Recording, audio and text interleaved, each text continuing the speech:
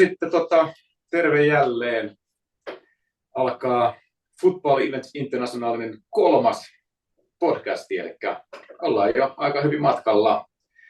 Ja nyt taas maisemat on vaihtunut. Täällä ollaan todella pikkukopissa. Ei valitettavasti päästy näyttämään, että missä oltaan. Me yritettiin tuossa puulille mennä ja siellä oli sen verran hälinä, että ei voinut mitään. Jouduttiin tänne. Eli Vesan kanssa me ollaan Texasissa vedetty Football Eventsin leiriä.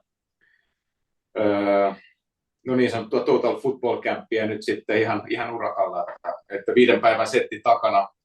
6 tuntia päivässä oltiin kentällä, plus sitten, että pari meetingiä per päivä. Pitää sanoa, että aika finaalissa oltiin tuossa perjantai-iltana. Mutta oli kyllä hienot puitteet ja leirit ja just, että tänään käydäänkin sitten Amerikan jalkapalloa läpi, ja sitten kun ollaan Texasissa, niin käydään vähän Texasin jalkapalloa kanssa. Ja sitten tietysti Benjamin Ruotsista Umeosta mukana. Autotallista taas. Autotallista, ja käydään tuossa kohta sitten läpi Suomen A-maajoukkueesta ja 21 ja sitten Ruotsia vähän. Ja sitten meillä on vieraana Brian Clarhaut, tulee tuossa myöhemmin mukaan. Usalainen valmentaja, ollut valmentanut USAssa, mutta sitten myös monet vuodet Ruotsissa. Eli tietää vähän sitten kumminkin tätä Euroopan ja Amerikan jalkapalloa ja niiden eroja, niin on kiva kuulla sen hänen kommentteja sitten, että miten hän näkee nyt sitten tavallaan pelaajakehitystä Euroopassa ja pelaajakehitystä Amerikassa, niin käydään sitä sitten läpi. Niin. Hyvähän tästä tulee varmaan. Kyllä. No joo, me käydään meidän leiriä läpi täällä, että 150 pelaajaa suunnilleen 450 maalivahtia, eli vajaa parisataa junnua. 3. kerta nyt peräkkäin samassa paikassa, niin pitää sanoa, että pelaajien taso on mennyt uskomattomasti tässä ihan parin vuoden aikanakin eteenpäin. Ja sitten just, että mikä tässä meille molemmille kiinnitti huomiota, niin oli se, että ihan pikkujannut, eli sanotaan 2018, 17, 16 syntyneet, eli ne on 10-vuotiaita ja 9-8-vuotiaita, niin ne oli oikeastaan aika helvetin hyviä. No se oli uskomaton justiin. Eikausta treeneissä, kun ne tuli iltaryhmät, tuli nämä nuoret pelaajat, niin oikein niin silmät avautui, että hetkinen, että miten näin niin kuin nuoressa iässä taitoa löytyy. Ja katsottiin tuossa alkulämmittelyssä tuossa torstaina, kun otti pallon kanssa, niin uskomattomia temppuja ne pystyy tekemään niin pallolla. Joo, oli aika niin kuin mielenkiintoinen sinänsä, että Suomessakin ja Euroopassakin niin pidetään aina, että Amerikka on vähän sellainen niin kuin jalkapallon kehitysmaa, että eihän niin kuin Euroopassa on kaikki paremmin ja parempaa. Mutta kyllä, ainakin kun tässä on 3 vuotta käyty ja ollaan eri paikkoja nähty, niin kyllä Amerikasta on talentteja tulossa. Ja sitten, että se huomaa, että se buumi on aikamoinen täällä nyt jo. MM-kisat tulossa, että se on se 3 maan kisat, mutta sitten jenkithän tietysti on bisneskansaa, niin kyllä se huomaa, että tämä niin odotetaan sitä nyt jo. Ja sitten, että se suuri yleisö tietää kaiken, mitä tapahtuu. Että ei ole enää sellaista, että ne tietää baseballista ja jenkkifudiksesta ja koripallosta. Että se fudis alkaa olemaan niin monen suussa ihan se ykköslaji. Eli sen tietää sitten, jos ne saa sitä niin koko mantereen, tai sanotaan koko Yhdysvallat niin siihen fudiksen pariin, niin kyllä sieltä varmaan alkaa tulee sitten myös sellainen maajoukkuekin enemmän tai myöhemmin. En tiedä, kestääkö siinä sitten 2 vuotta vai kestääkö siinä 10 vuotta vai 20 vuotta, mutta veikkaan, että USAsta tulee kyllä tulevina vuosina paljon pelaajia. Joo, ja kun haastattelin tuossa yhtä pojan isää, niin kovat on satsaukset, että 5 kertaa viikossa aamupäivisin käy privaattiharjoittelussa ja sitten joukkoharjoitukset päälle. $600 maksaa niin se privaattiharjoittelu ja 1,5 tuntia istutaan autossa suuntaan, eli 3 tuntia menee pelkästään harjoituspaikoille, että uskomatonta tekstiä tuli isältä, mutta ei se ihme, että poika valittiin niin kuin nuorten ryhmän parhaaksi. Että kyllä se sitten näkyykin. Että.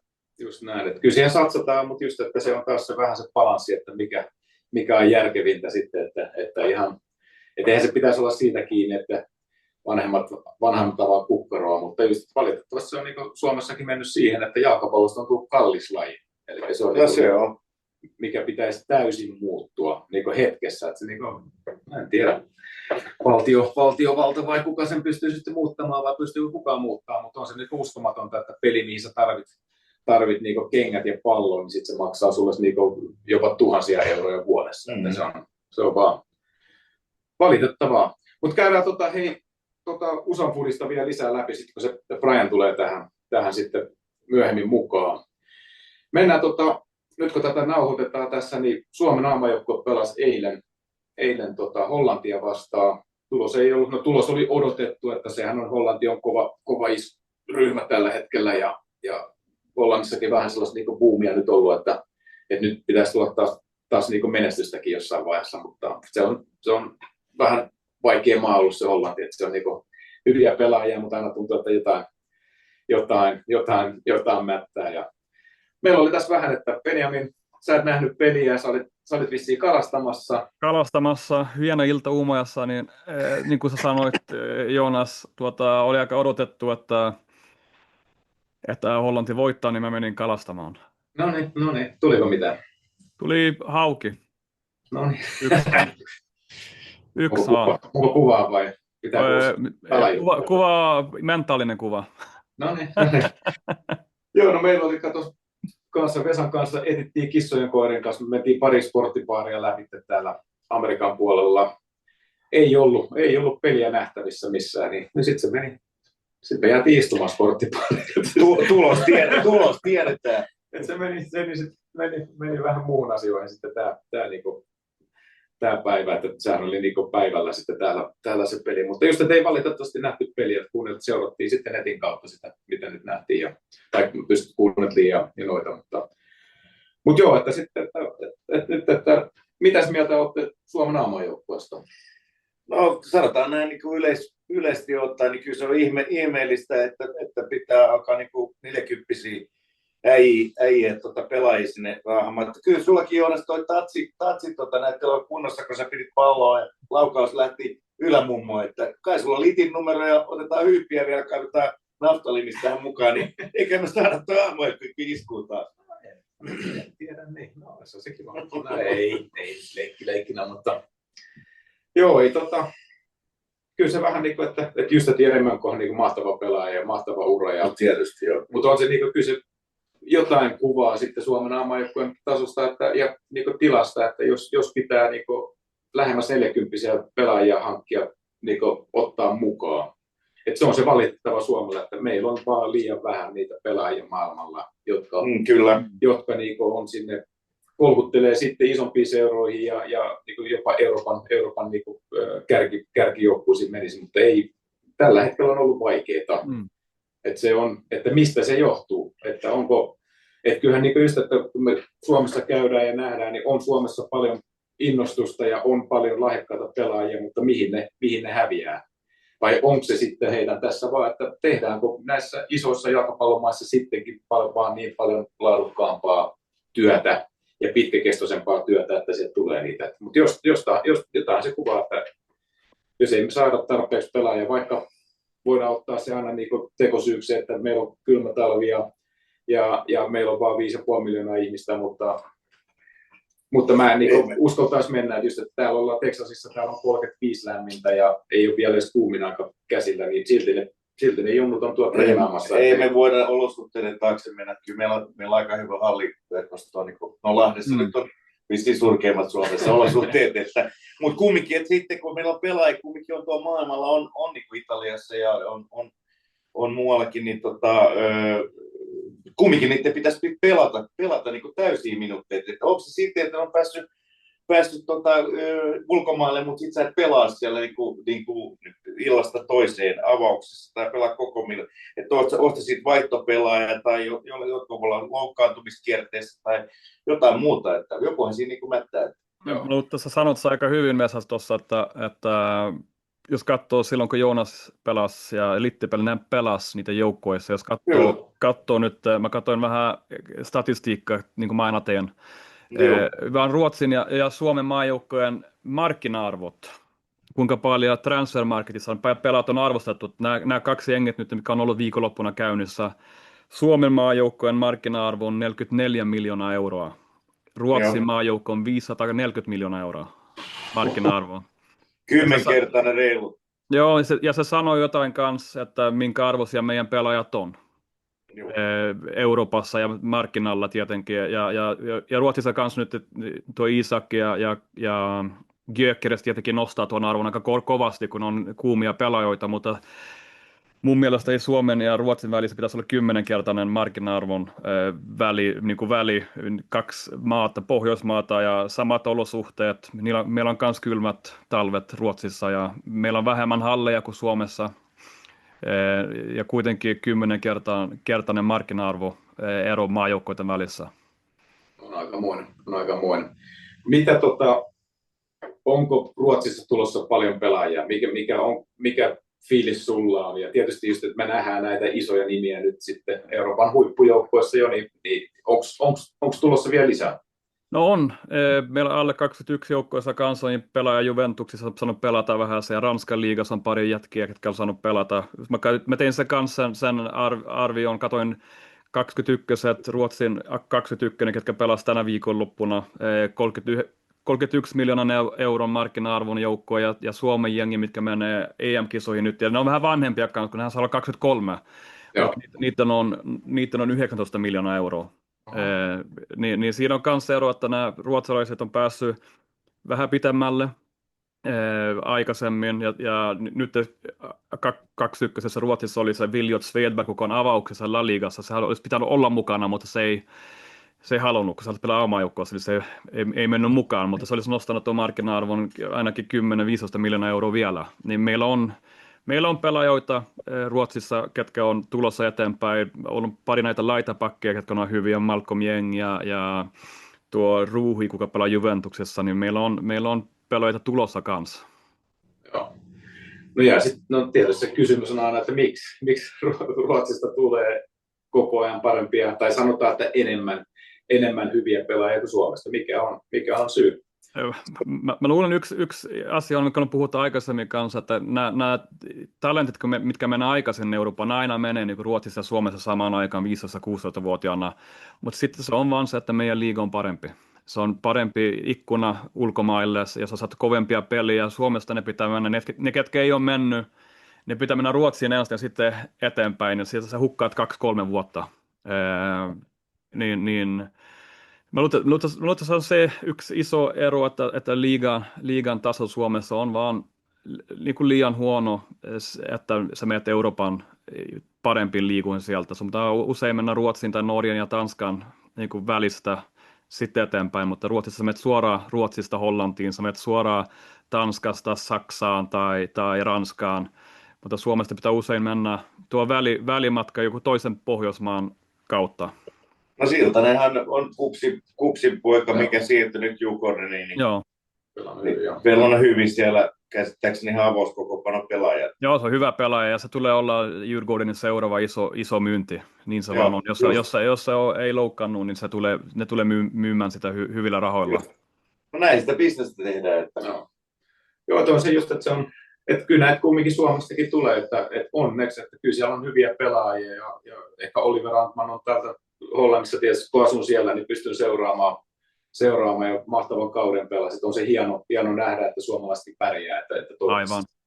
Se tulee se seuraava askel hänellekin, että sitten että pääsisi ihan sanotaan huippujoukkueeseen asti. Ja just ainakin tällä hetkellä näyttää, että peli kulkee. Ja on että se tästäkin ollaan puhuttu monesti, että kun suomalaista pelaajista, niin meillä on tasapaksuja pelaajia tosi paljon, mutta sitten ei ole sellaista erikoistujaa, että se on sulle omalle pelipaikalle saat se huippu. Tässä on hyvä ollut nähdä, että Antman on ollut kyllä, että se on laitapelaaja ja se osaa haastaa.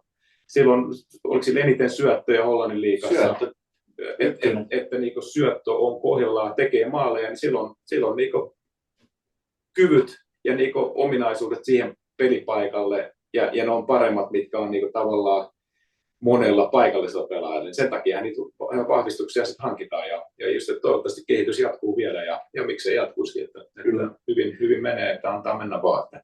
Mutta näitä pitäisi saada lisää, että just, että jotka on omalle pelipaikallensa tosi huippua, niin kyllä niitä sitten viedään. Niin se on. Että Mutta 21, Suomen 21, EM-kisat tulossa. Joo. Mitäs uskalletaanko odottaa menestystä vai ei? Ei vaikea sanoa tavallaan, kun en ole nähnyt 21 pelejä, oikeastaan aina nähnyt jotain posteita. Mutta ainakin hyvä ryhmä siinä on, että siinä on paljon pelaajia jo ulkomailla. Siinä on pelaajia, jotka on jo ollut sutkot isoissa rooleissa pitkän aikaa. Niin voisiko jopa Suomi menestyä? Sanotaan ainakin hyvä kenraalina ainakin, että Saksa voittivat tuossa muutaman päästä 2-1.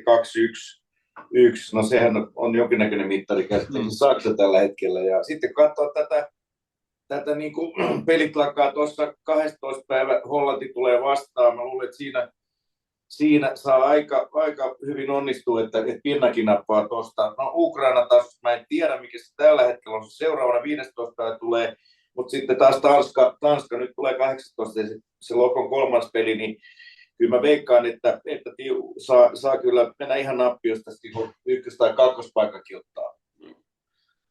Joo, no katsotaan, toivotaan. Toivotaan tietysti. Että siinä on kyllä hyvä ryhmä, just että karsinat hyvät ja just että näitä pelejä, niin siinä on kyllä, että mä toivotaan.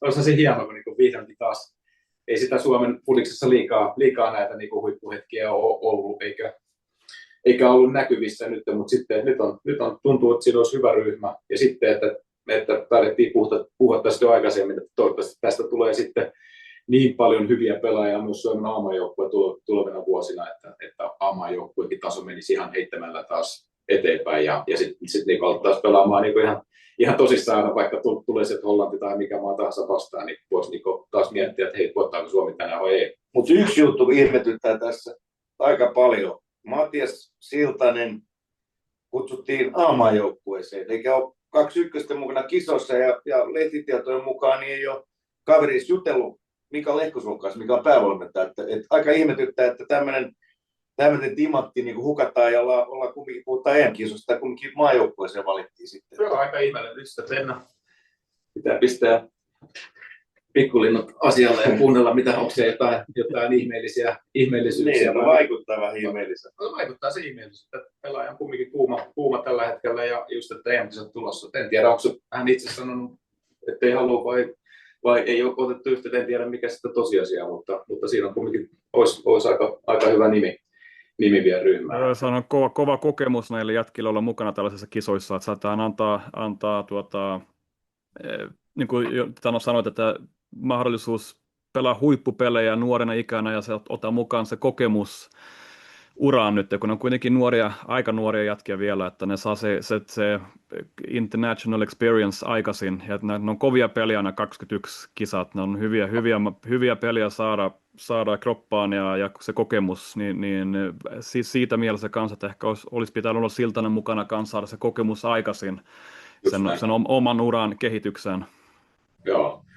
Yksi asia tulee tässä muuten vielä mieleen, nyt kun ollaan täällä Amerikassa, niin suomalaisia pelaajia on paljon Amerikassa, ja nyt on vielä paluumuuttajat, että siinä on ringit ja pukit on takaisin Suomessa, mutta suomalaisia pelaajia on mennyt ihan älyttömästi Amerikkaan. Niin se on vähän ihmetyttänyt kyllä mua, että ei siinä mitään, tämä upea paikka, ihan hyvä, kovatasoinen sarja MLS nykyään. Mutta sitten, että Amerikan parhaat haluaa päästä kaikin keinoin Eurooppaan, mutta sitten suomalaiset menee Amerikkaan, niin tämä on mulle vähän sellainen ristiriitainen, että pitää kysyä sitäkin tuolta Brianilta kohta. Että mikä... Joo, päästetään Brianin kohta sisälle taas, että saa kertoa meille enemmän siitä. Joo, kyllä. Mutta hei, tässä oli aika mietteitä näistä hommista, niin jätetäänkö taas niin kuin mahtavalla englannin kielellä kohta, niin katsotaan mitä Brian oli sanottaa. Joo. Yes. No niin, sitten lähdetään englanniksi. So, next part will be in English. We're going to use our perfect English again and American English from Texas. All my exes live in Texas. Yeah, but yeah, having fun with it's we love to talk about football. Yeah, now we are in Texas at the moment, so we should use soccer, but also here we can notice that football is growing and they are using the word football, so that's nice to hear. But here, I think about if you say that football, same like Europe, they say that American, they understand that soccer is soccer, yeah. And football, if you if we speak of football, is the American football. Yeah, but soccer is here. It's changing. So, but yeah, we have a special guest today. Of course, Benjamin in Umeå, and yeah, we are in touch. Haukiman. Benjamin is Haukiman. Yeah, exactly. Yeah, so we have a friend of mine, expert on US soccer, Brian. Introduce yourself, Brian. Yeah, well, first off, thanks for having me, guys. American and Swedish passport I have, so I've worked in both countries. I'm a football coach. I started off my journey in the U.S. College soccer landscape in the NCAA Division I, and then I went to Sweden in about 2017. And I worked in Nyköpings BIS in Division I, Norra, the third tier in Swedish football. I stayed there for a few years, and then in 2020, it was the year of COVID, I went up to Umeå. I was a head coach for them in Superettan. 2021, I joined GIF Sundsvall in Superettan as an assistant coach, and we were able to go up to the Allsvenska that year. And then in 2022, I was able to also be the head coach in Allsvenska for half a season with GIF Sundsvall at that time. 2023, I took a move back to the U.S. to be head coach and technical director in Texas and at El Paso Locomotive in the USL Championship, the second tier under MLS. And I stayed there till 2024, so 2 seasons there.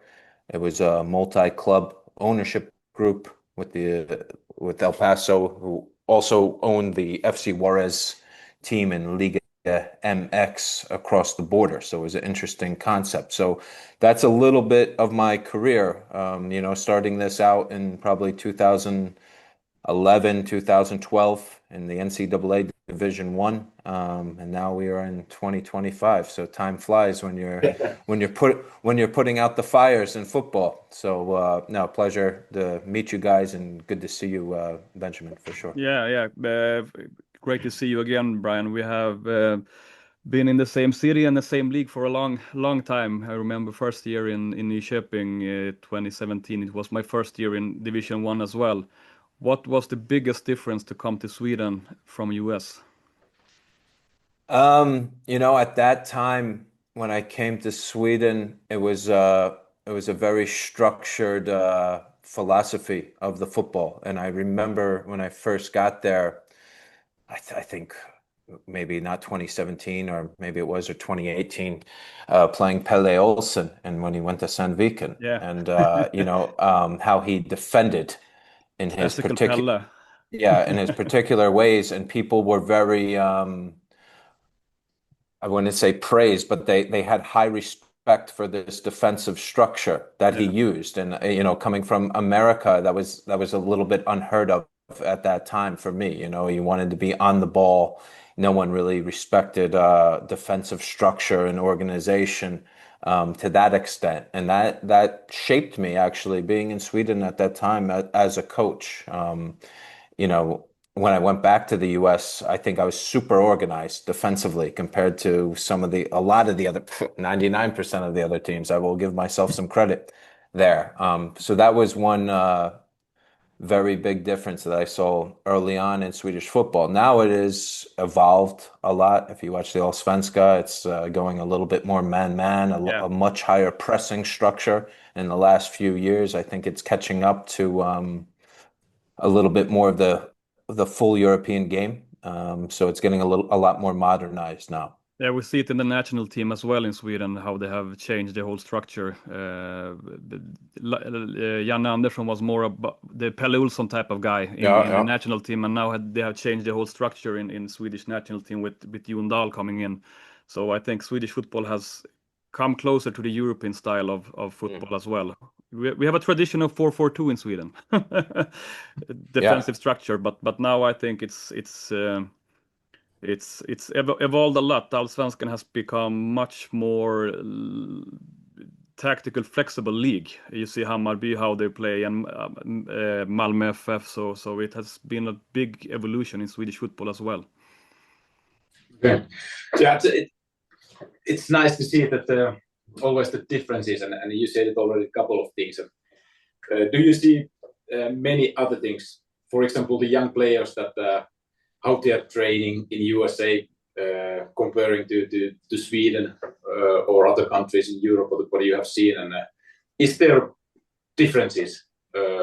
And immediately the second question, that at the moment there are coming a lot of US players to the European market. What is happening? What is it? So it means that some things are going really good in USA. Yeah. Okay. So we have two questions here, and I think two very, very good questions. I'll start with the number one. You know, obviously I've been a first team coach in all these roles that I've done. So I haven't been in the real nitty gritty, as we would say, of the youth landscape and really watching them, how they train in great detail. I will say in El Paso, you know, it was a lot of Latin players with Mexican background. The parents are from Mexico, or a different type of a big influence from Mexico there. These are very, and it goes up to the senior professionals. These are very technical players. Yeah. I think the technique, and you might see it in Houston where you are now. I'm sure there's a lot of Latino influence and a lot of Latino type players there. So my experience was that the American player is very, especially from, you know, we had a few pros that were 17, 16, younger pros with the first team at El Paso. Very technical, probably more technical than what I would see as the average player in an Allsvenska under 19 team or under 17 team. But tactically still missing that aspect from a fairly big difference in terms of tactics and game insight and decision making and understanding of the game. So you can see that with the professional players as well. So those were, from a professional standpoint, I would say in America and the USL, the physicalness was something I've never experienced before. I was telling Ben before we started recording this, in my first games in the USL, I said, when is this tempo going to die off after 65 minutes? And it just kept going nonstop. Yeah. And the technical aspect, there's a little bit more street in these players in America right now. But the European player, and particularly in Sweden, where I've been, so I can comment on it, very good passers, very smart, very organized tactically, very adaptable within game structures now. So that was the biggest difference. Now we can go further with that question, and something I would like to touch base on, and maybe this goes into question number 2, is why? Why is that? And your second question was, okay, why are all these players going to Europe at this time? Well, the MLS started in 1996, and and when I was playing, there was no youth MLS teams, there was no academies at that time. You had these superior clubs that all were able to go to these top tournaments around the country. You would meet these same players in the Olympic development program or at youth national team camps, and you'd be playing these same teams if it was a top team from Las Vegas, you're playing them at Dallas Cup. Now it's changed. These academies are built out. There's a lot of finances in MLS. I think the infrastructure of the MLS academies are on par with some of the best in the world. If you go into an MLS practice facility, it can be comparable to the top clubs in Europe. It could be going into Bayern Munich, and that's for a lot of these MLS practice facilities. They all are top class. I think I question whether we are producing, and we as we're talking about the American player, are we producing a better player, or is that American player because he's in a more professional environment, getting better opportunities because now he is in the football business worldwide and there's more eyes on them? Yeah. So, and I think that's a fair question to ask. Yeah, that's because the same question is, of course, in every country that are they really doing good job, or what is happening? And but of course the structure in many European countries is really good. I live in Netherlands. I worked 10 years for PSV Academy, so the scouting system, the training methods, the level of the coaches, and it's actually unbelievable. There are no weak links, so it's just everybody knows what to do, and you are developing players. And of course, then because you have a good scouting system, you get all the time. If somebody is not developing, the next one. So that how it goes. But now, here in we had a camp here in the Woodlands, so it was a good level camp. And the big surprise is that the technical level is getting better and better and better every year. And young player. Yeah. Very surprised. Young player, 2016, 17, 18. Yeah. Even the real young ones, they have high level skills already. Yes. But then we see also that you mentioned the tactical and decision making. So I think that's the next thing what they have to improve here. Players say that when we change to technical part, we go to the small games, we play a little bit bigger games. The players say that coach say all time, you must move there, you must do it. They don't think about yourself, you know. Yeah, and the decision maker, we made a couple of tactical drills. So then you see that some players really understand it, but then you have players that they don't know even the basic things, that shifting to left or right, and they're just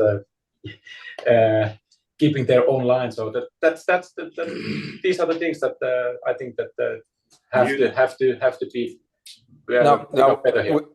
That's one thing I noticed with working with the USL Championship professional players. You obviously would see a difference in tactical understanding. Now, with that being said, with what we're talking about, these young players in the US are, they're in top clubs now. They're working in the Red Bull system. There are certain MLS clubs that are producing a lot of players, Philadelphia Union. So now we're getting our best players, and the structure and the scouting is comparable to some of the top clubs in Europe. And we see that on international tournaments. When you see Philadelphia Union, they are beating at a certain age group the top clubs in the world. So hopefully, because of the MLS academies, maybe the tactical aspect and the tactical development will kind of even up with some of the better teams in Europe, better clubs in Europe. So we will see. But that is a big difference, and I'm glad you guys notice that as well. What do you think about coaches and the level of the coaches? Because I think it's kind of simple that if you want to develop good players, you need good coaches. But many clubs also in Europe, big soccer countries, big European football countries, they think that our amateur level is so high, but they have also problems there because coaches are coming and going. So. And if you want, actually it's so important, the young ages, that they need already good coaching and good coaches. So and that's in many places a big problem. And how you see it in USA, is it getting better, or are there still big problems? So what do you think about it? I think you need to know the history a little bit of the coaching before we get into this. So as I mentioned before, a little bit on my background, I coached in this NCAA in the college system.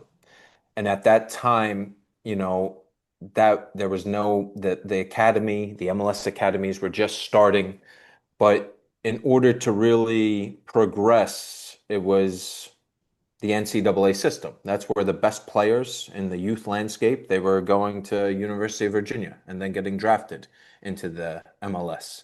The best coaches and younger coaches, they were working in these college system. That's where the money was. Future coaches, Bob Bradley and even Caleb Porter, who was at New England Revolution, they all came through the college system. Now, because of these MLS academies, now I'm talking particularly about them, there is more full-time football coaching roles. Whether 10 years ago, this didn't exist. So now there's a full-time coaching role for under 13 at Chicago Fire, full-time coaching role at the under 11 at Philadelphia Union.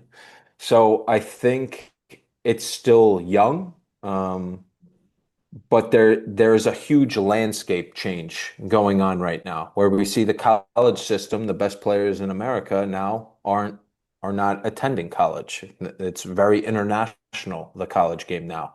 The American player, they're either signing for USL Championship or League One, they're going pro, or they're going into MLS as a homegrown player, and they're not even signing. When I was playing, the best players, and if you look at the 2010 World Cup, I think we had a majority of our players went through the college system and then went into MLS. So it's to answer your question, I think now there's a opportunity for the best coaches to work in younger age groups because there's full-time roles for them in professional clubs. Now, does that work everywhere in grassroots clubs and maybe ones younger than that? I don't know. I think one thing that you mentioned, Brian, is the evolution of the soccer system in the US with the MLS academies and the professionalism that has come into the academies. Next year you have the World Cup in the US. How do you think that will it give another boom to the football in the country, or what's your opinion about that?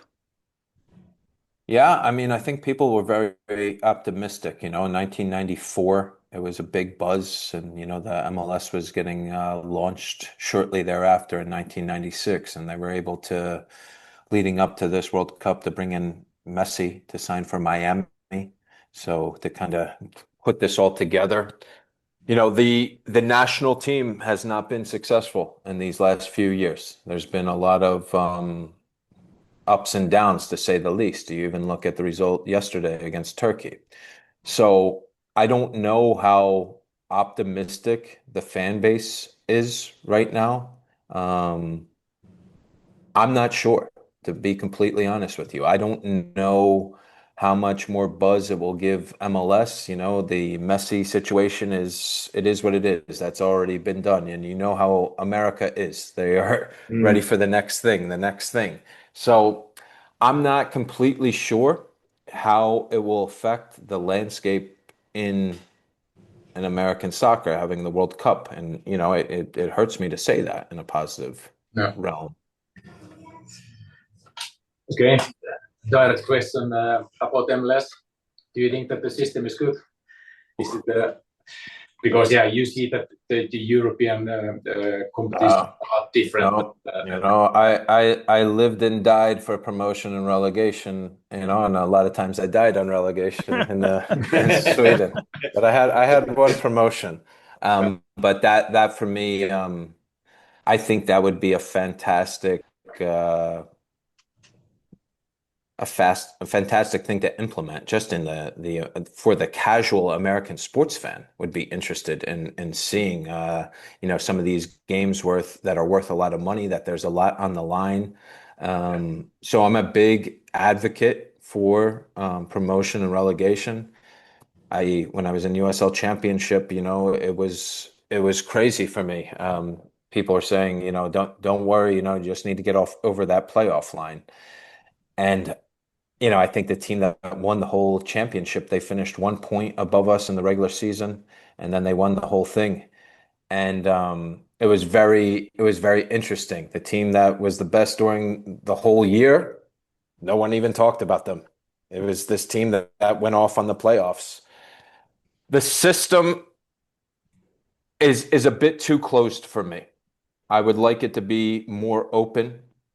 I think it restricts the American player moving a bit. If they sign with an MLS team, it's not particularly Houston Dynamo, for example, that has their rights. They have to agree with MLS in order to sell them if PSV wants them. So if we sign one of our great talent in US soccer, Houston Dynamo, at 16 years old, and at 18, PSV wants them, but they want to pay $5 million. Well, the MLS might want to keep them in, and they won't accept a fee for $12 million in order to keep these guys in the league. So, and now the American player is starting to realize that. Weston McKennie, there's a reason why he did not sign a homegrown deal for FC Dallas and went to Schalke.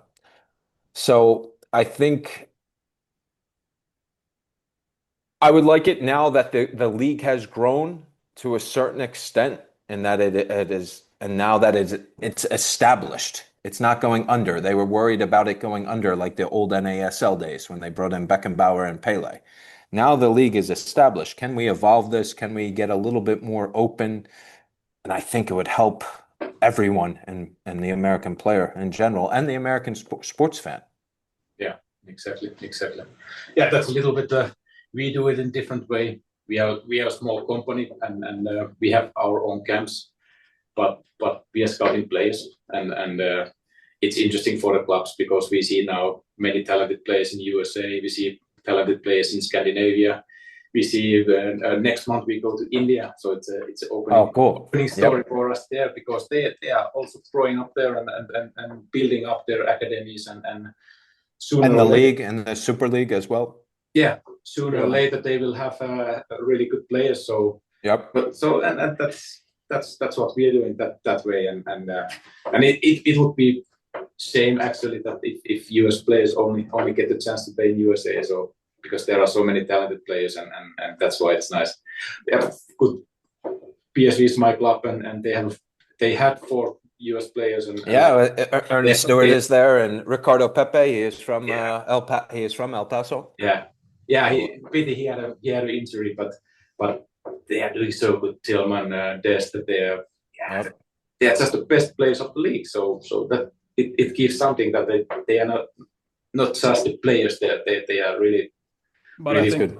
I think we have pinpointed something really, really important here because the structure that the Americans has built up now is giving them players to the European leagues, but they still have some rules they need to maybe bend a little bit so they don't get stuck in the MLS. But that's the same thing we have been talking about, like in Finland. Do we have the right structure to develop players for the highest league, because it's a big gap between Sweden and Finland as well. We see it, like we talked about it earlier in the Finnish part, like the market value between the Finnish national team and Swedish national team is 500 million euros difference. And it would be interesting to see how much further the structure in the US will develop the players. Now, obviously, like Joonas said, we have some good players in PSV, American players, but in 10 years, let's see where it's going to end. Let's see. Back to World Cup. Are you going to be there? I live in Austria. I just came back I was visiting my parents and my brother and sister, and we just came back 2 days ago. We'll see.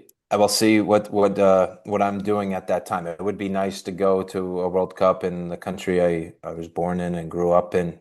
I think they're having some problems with some ticket prices for the average person, I hear, rumor-wise. But we will see. We will see what I'm doing at that time. If I'm back on the field and coaching, then maybe not. But it would be nice to see how that goes and how they put on the event. Yeah. Okay. You're living in Austria. Tell about Austrian football for us. How you see that one? Because I can tie in a little bit of the U.S. Aspect a bit because I have some friends that they work in the academy side of New York Red Bull, and they're doing some collaborations with Salzburg. So I went up there to visit these guys a few times when they come, working on how are they building the structure within the organization, bringing some players on trial with European passports from the New York area, and really doing a good job integrating this multi-club ownership. They are one of the best in the world, and one of the best, especially Salzburg, in terms of developing players and scouting. They are top quality. It's a very from the games that I've seen, it's good. It's modern. It's a bit German light, I would say. Like some of the lower leagues in Germany, maybe zwei or drei Bundesliga in the Austrian first division. Yeah. But they are doing good things for a small country. They're developing players. They have a certain style. They're very influenced by the Gegenpress and the Ragniks of the world, who are coaching their team, who is creating a good influence on them. So I think it's a good footballing nation. And they have the luxury of speaking German and able to really use the German leagues to help develop their young players. So they have some very good advantages here. Yeah, and I think that I have to say I'm not a specialist in Austrian football, but I think that they were focusing too much that we want to be like a Bundesliga, and now they are finding their own way to develop players and how they play and how they want to be in the future. So I think that helps them to find their own DNA and own idea. Brian, thank you very much for this all great information, and we are really following you, that what is going to be your next place, and what are you going to do, and we hope you a lot of success with everything, and maybe you can join us to find the talented players in USA with our camp. So you're always welcome. Yeah. Well, it was a pleasure. I think we touched base on some good subjects, some different things between the European and the U.S. individual player, a little bit of information for the viewers on the structure of the soccer in the U.S. compared to the European football model a bit. So it was a pleasure. I enjoyed really talking to you guys, and stay cool in Houston, man. Make sure you hopefully have a pool at the hotel you're staying at or something, because it gets hot down there. Yes. On that Finnish skin for sure. Make sure you use sunscreen. Have to be a little bit careful. But and for the Finnish clubs out there, Brian is free on the market. Yeah, exactly. Yeah, man. It would be nice. I've always liked Finnish football. I followed it a lot when I was in Sweden, and hopefully it keeps growing, and let's see what happens for the future.